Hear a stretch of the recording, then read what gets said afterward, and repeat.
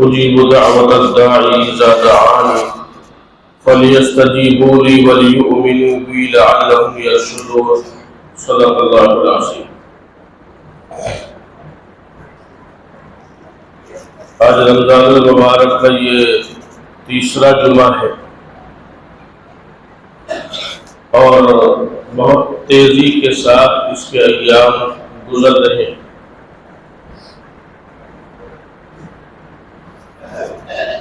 اور یہ مہینہ چلا جائے گا اور ہمیں اندازہ بھی نہیں ہو پائے گا۔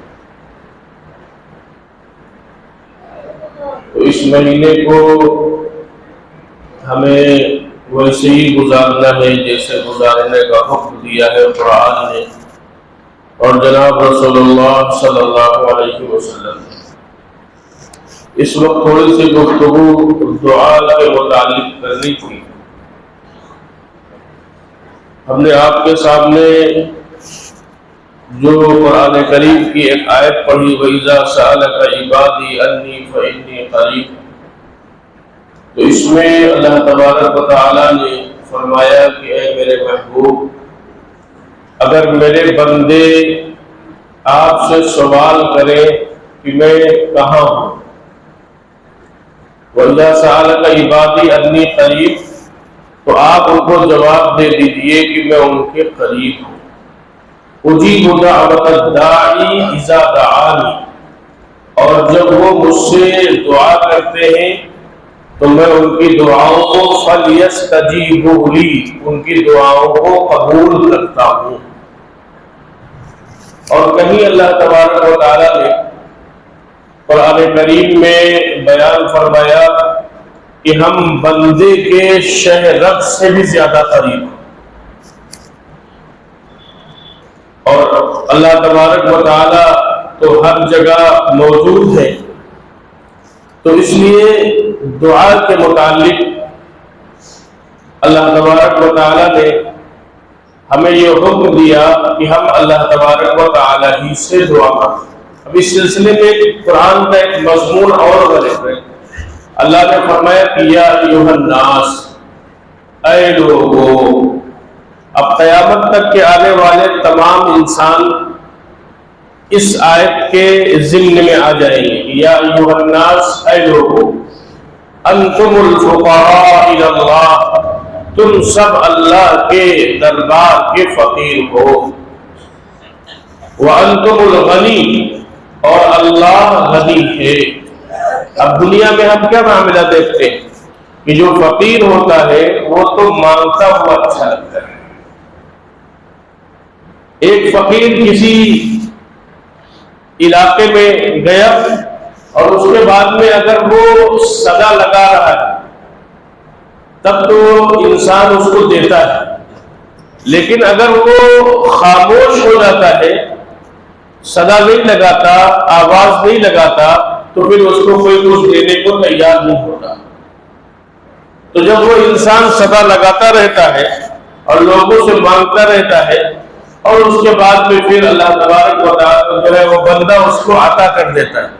کبھی کبھی ایسا ہوتا ہے کہ کوئی انسان روز آتا ہے یا ہفتے میں آتا ہے، تو انسان یہ سوچتا ہے کہ ہم اس کو نہیں دیں گے، آج ہم اس کو نہیں دیں گے، لیکن وہ ایسی اضطراری کیفیت میں سوال کرتا ہے اور ایسی اضطراری کیفیت میں اپنی فریاد رکھتا ہے کہ پھر انسان دینے پر مجبور ہو جاتا ہے اور اس کو ترس آ جاتا ہے۔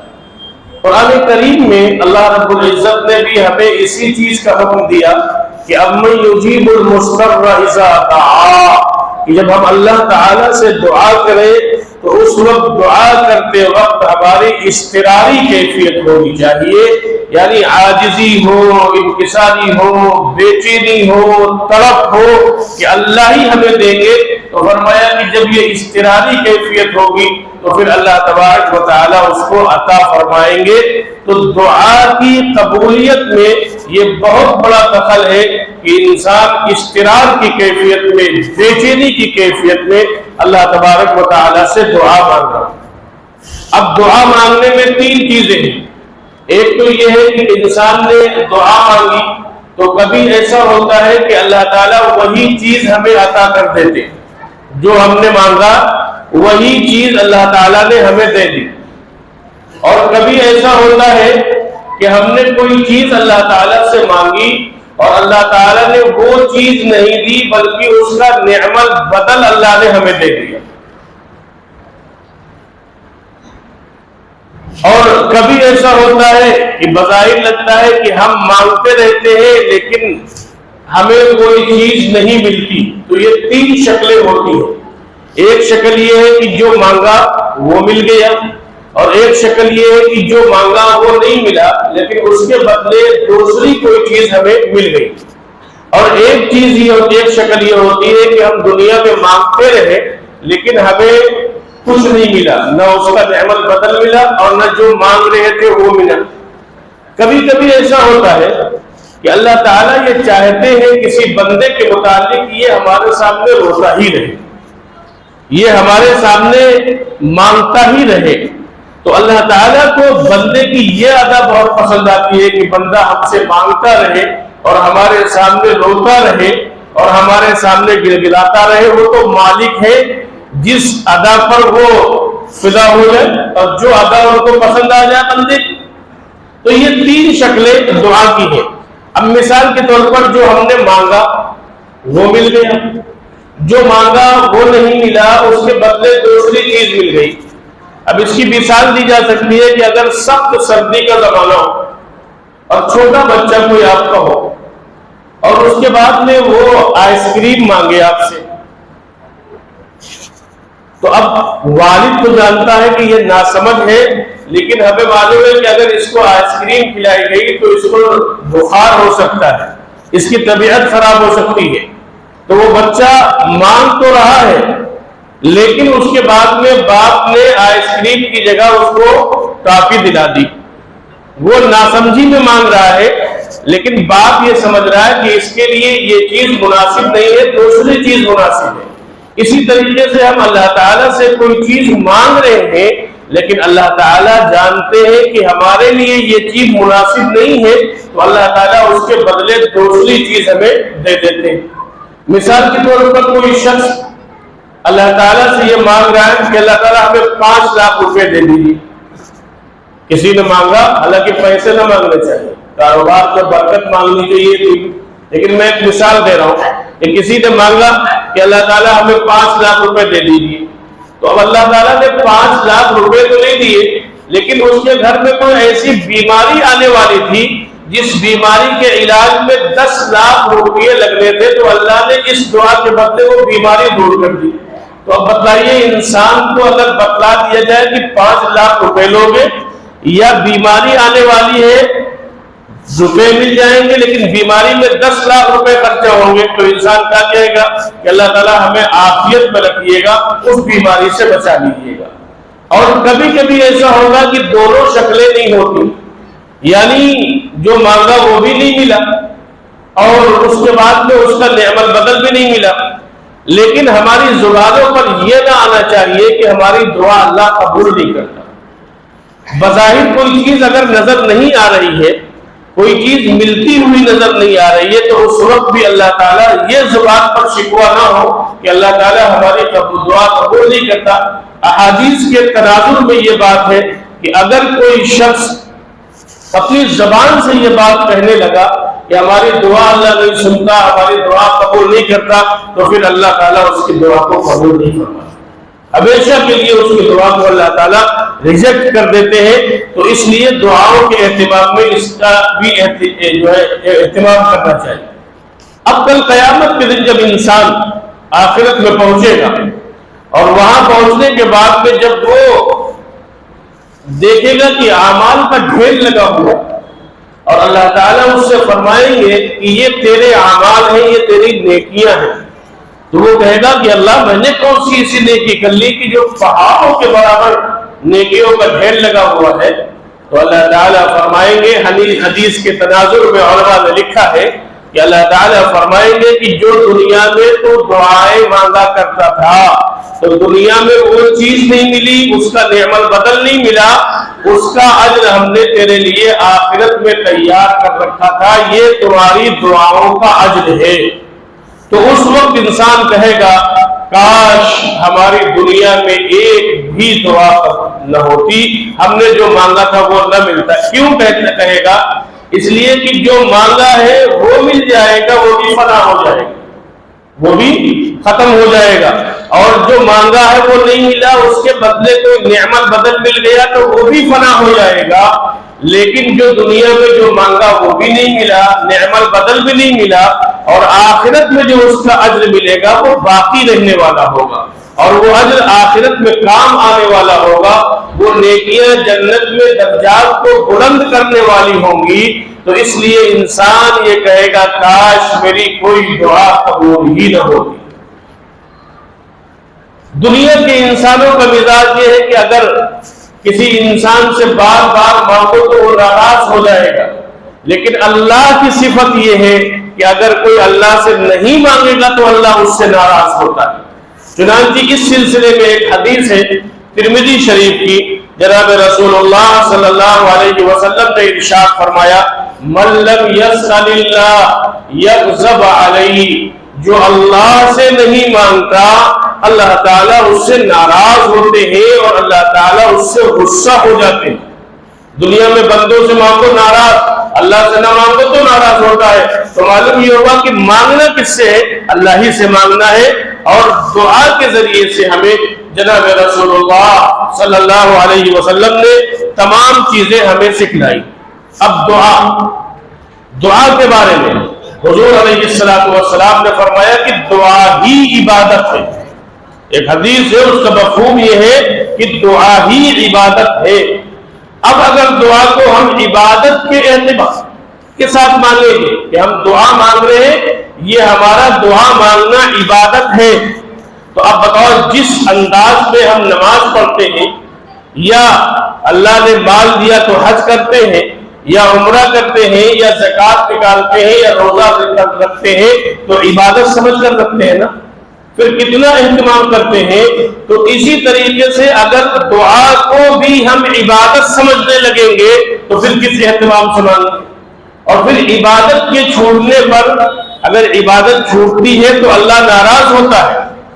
اللہ تبارک و تعالی نے اس مضمون کو اگر دیکھا جائے تو اس مضمون کو قرآن کریم میں اللہ تبارک و تعالی نے فرمایا وقال ربکم ادعونی استجب لکم، وقال ربکم ادعونی استجب لکم ان الذین یستکبرون عن عبادتی سیدخلون جہنم داخرین۔ اللہ فرما رہے کہ وقال اللہ کے ربکم ادعونی، اللہ فرما رہے کہ میرے بندو تم مجھ سے دعا کرو، یہاں وہ ادعونی دعا کا لفظ آیا، استجب لکم ہم تمہاری دعاؤں کو قبول کریں گے۔ یہ کس کا ارشاد ہے؟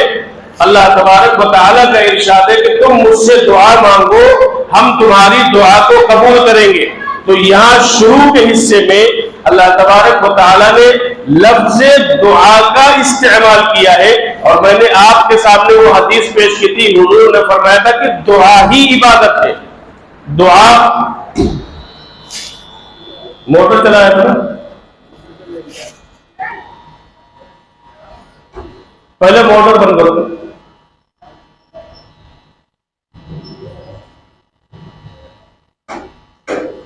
احمد بھائی کو بلا لو، کہیں ہو تو صحیح کر دے گا، یہ ہو نہیں تھا، سب ایک ساتھ چلائیں گے۔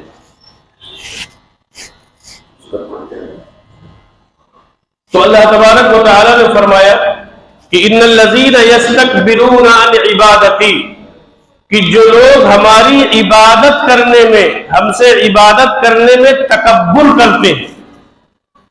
تو یہاں عبادت سے کیا مراد ہے؟ ان الذین یستکبرون عن عبادتی، یہاں عبادت سے مراد دعا ہے۔ اس کا پہلا جز وقال ربکم ادعونی استجب لکم، اللہ کہہ رہا ہے کہ تم مجھ سے دعا مانگو ہم تمہاری دعا کو قبول کریں گے۔ اور دوسری اسی آیت میں اللہ فرما رہے ان الذین یستکبرون عن عبادتی، جو لوگ ہماری عبادت سے تکبر کرتے ہیں تو یہاں عبادت کو اللہ تبارک و تعالیٰ نے دعا فرمایا ہے.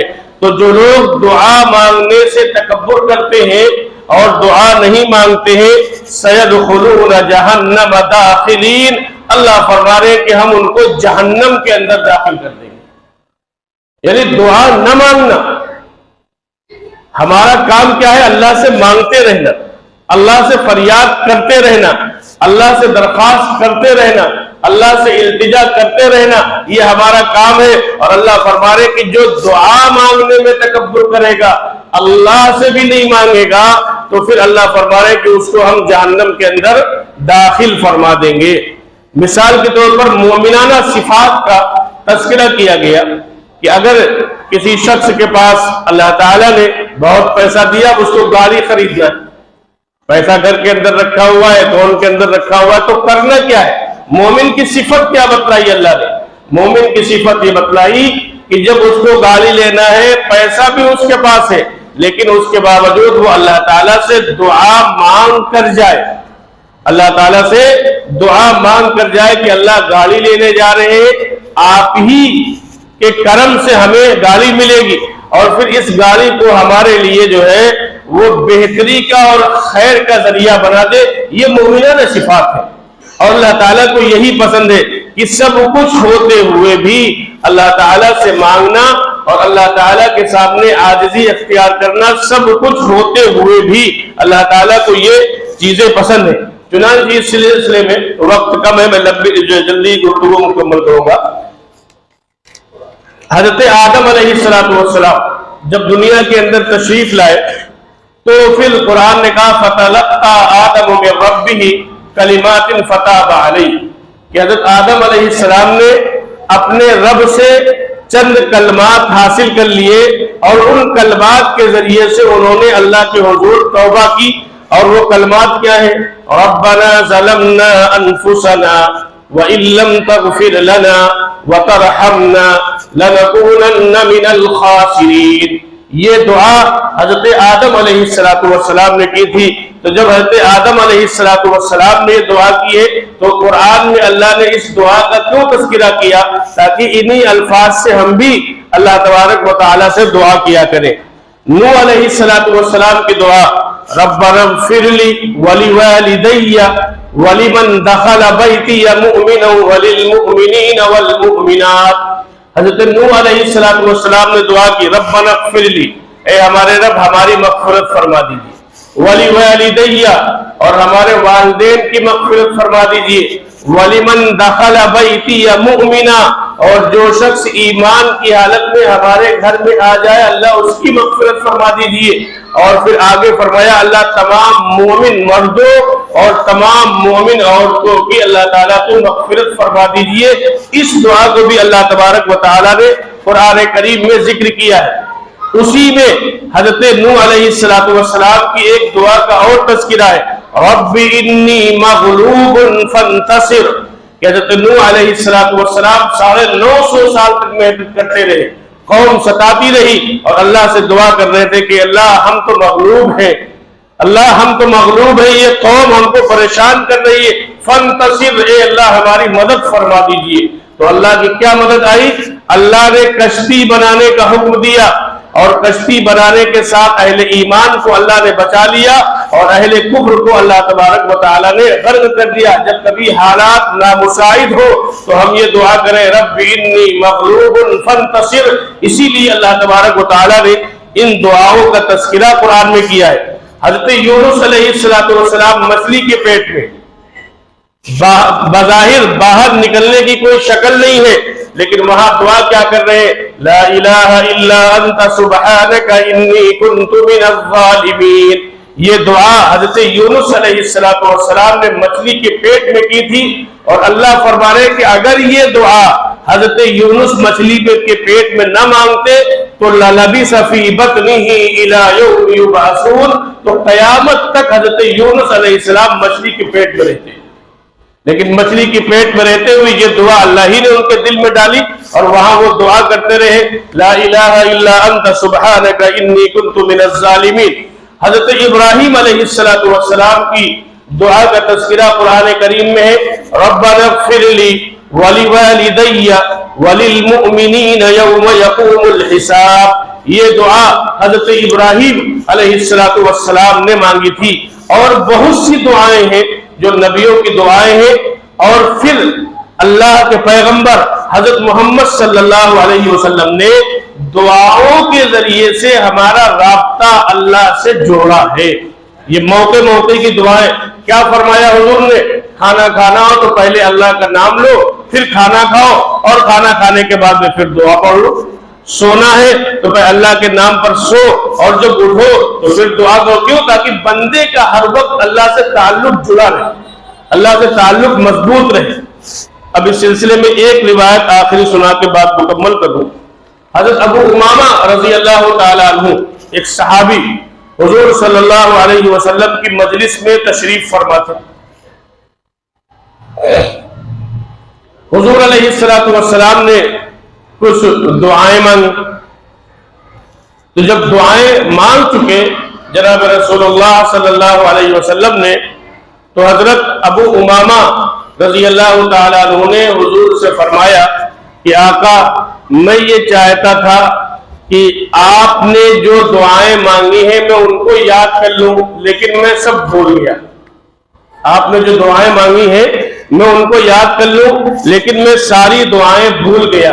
تو حضور صلی اللہ علیہ وسلم نے فرمایا کہ میں ایک دعا تم کو سکھلا دیتا ہوں، اگر تم وہ ایک دعا مانگ لو گے تو ہماری تمام دعاؤں میں تمہارا حصہ شامل ہو جائے گا۔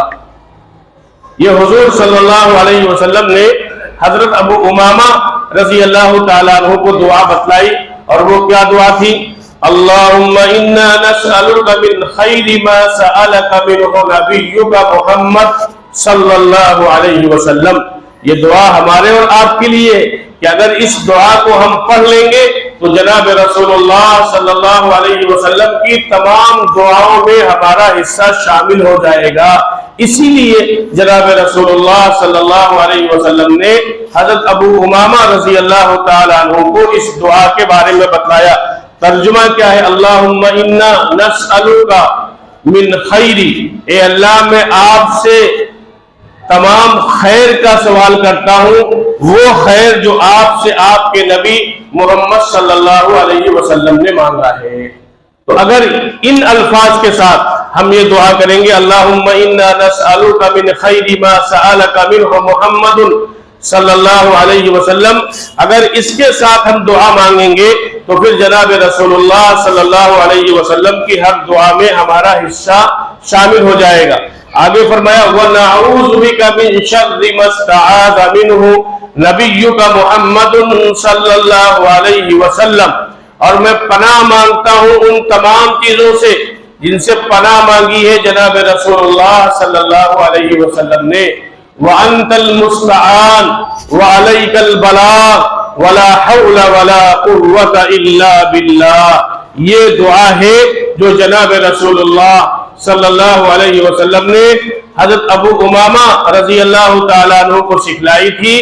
اس دعا کے ذریعے سے اگر کوئی دعا مانگے گا ان الفاظ کے ذریعے سے، تو آقا صلی اللہ علیہ وسلم نے فرمایا کہ جو خیر کی لین کی دعائیں جتنی حضور نے مانگی ہوں گی ان سب میں ہمارا حصہ شامل ہو جائے گا، اور جن شرور سے پیارے آقا نے پناہ چاہی تھی ہم ان تمام شرور سے ہم کو پناہ مل جائے گی۔ تو اس دعا کو یاد کرنے کا بھی اہتمام کریں۔ کون آ جائے لائٹ صحیح کرنے؟ احمد بھائی،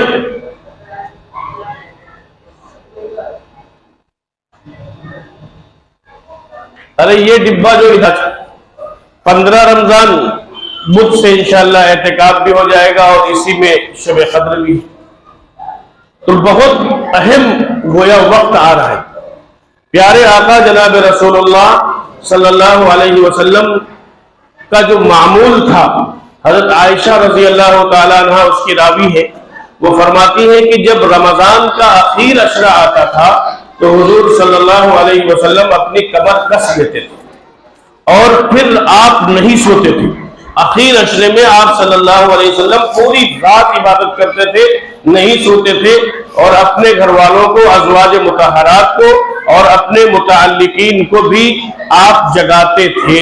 یہ حضرت عائشہ رضی اللہ تعالیٰ عنہ نے فرمایا. اور ایک دعا حضور سے سوال کیا حضرت عائشہ نے کہ اگر ہم کو شب قدر مل جائے تو ہم کیا دعا کریں؟ تو حضور نے فرمایا کہ یہ دعا مانگا کرو: اللہم انک عفو کریم تحب العفو فاعف عنی. صحیح بخاری کی روایت ہے کہ حضور صلی اللہ علیہ وسلم نے حضرت عائشہ رضی اللہ تعالیٰ عنہ کو یہ دعا سکھلائی، اور اس کے ذریعے سے اللہ تعالیٰ نے تمام اہل ایمان کو، قیامت تک کے آنے والے اہل ایمان کو یہ دعا سکھلائی کہ اگر شب قدر مل جائے تو ہمیں شب قدر کی رات میں ان دعاؤں کا اہتمام کرنا چاہیے. اسی میں اعتکاف بھی ہے. اعتکاف اتنی فضیلت والی عبادت ہے کہ 2 حج اور 2 عمرے کا ثواب ملتا ہے معتکف کے لیے. اور یہ ایسا عمل ہے کہ پیغمبر صلی اللہ علیہ وسلم نے پوری زندگی کیا ہے. 1 مہینے کا بھی اعتکاف کیا، 20 دن کا بھی اعتکاف کیا، اور عشر اخیرہ کا بھی آپ صلی اللہ علیہ وسلم نے اعتکاف کیا. اسی لیے اس اعتکاف کو علماء نے سنت قرار دیا، اور سنت علی الکفایہ کہ اگر پورے محلے میں ایک آدمی بھی معتکف نہیں ہوگا تو پورا محلہ گنہگار ہوگا، اور اگر ایک آدمی بیٹھ جائے گا تو سب کی طرف سے وہ ساکت ہو جائے گا. تو بہرحال رمضان کا یہ اس کے آخری دن بہت تیزی کے ساتھ گزر رہے ہیں. ہمارا اور آپ کا جو ہے وہ مشن اللہ کو راضی کرنا ہے نا، اپنی آخرت کو بنانا ہے. تو اس لیے اخیر عشرے کے لیے اپنے آپ کو فارغ کرے، اور اس کے بعد میں اپنی عبادتوں میں، اپنے اعمال میں اضافہ کرے. لیکن ہو جاتا ہے ہم لوگوں سے اس کے الٹا کہ یعنی قرآن مکمل ہوا تو تراویح میں سستی ہونے لگتی ہے، پھر جو ہے کچھ وقت مارکیٹ کے بھی نظر ہو جاتے ہیں. جبکہ ابو داؤد یا ترمذی کی ایک روایت ہے کہ یہ فرمایا گیا شب قدر کا محروم کون ہے، شب قدر کا محروم کون ہے؟ تو حضور صلی اللہ علیہ وسلم نے فرمایا کہ شب قدر کا محروم وہ ہے جو عشاء کی نماز جماعت چھوڑ دے اور جو فجر کی جماعت چھوڑ دے. تو حضور نے فرمایا کہ وہ شب قدر کا محروم ہے.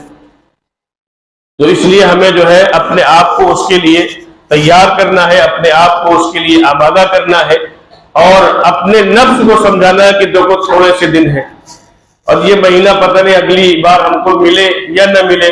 تو اس لیے اس مہینے کے ایک ایک لمحے کی اور عشر اخیرہ کی ایک ایک سیکنڈ کی ہمیں قدر کرنی ہے کہ کہیں ہمارا یہ عشر اخیر جو ہے وہ ضائع نہ ہو جائے. اللہ تعالی ہم سب کو عمل کی توفیق عطا فرمائے. ہو سکتا ہے